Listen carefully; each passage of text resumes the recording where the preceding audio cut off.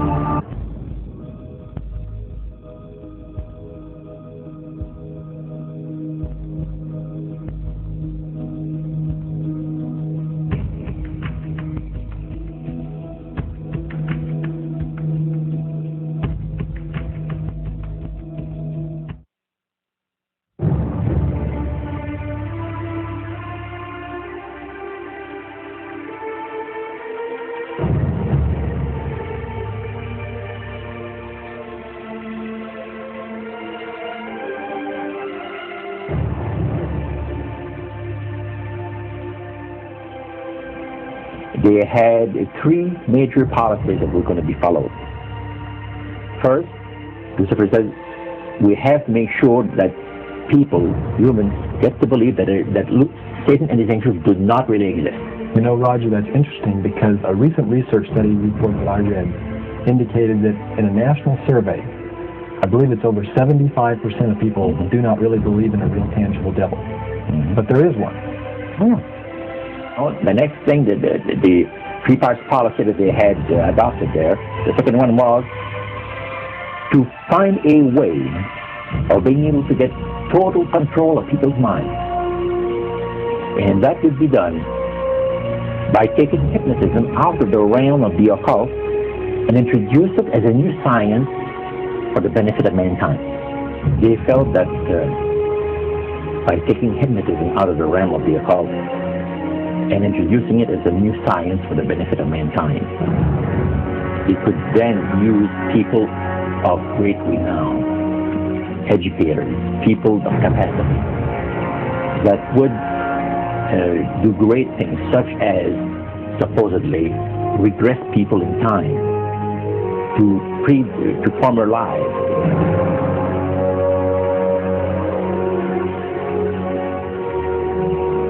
And of course, after the session is over, the person would not know a thing about ancient history. And the person she or he has talked about performing, certain deeds were paid 3,000-4,000 years ago.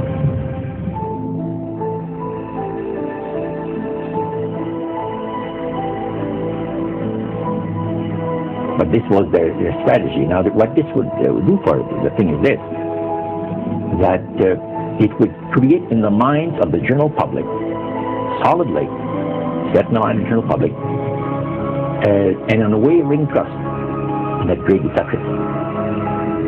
So now this would be a way of de-Christianizing the Western world through the avenue of mysticism.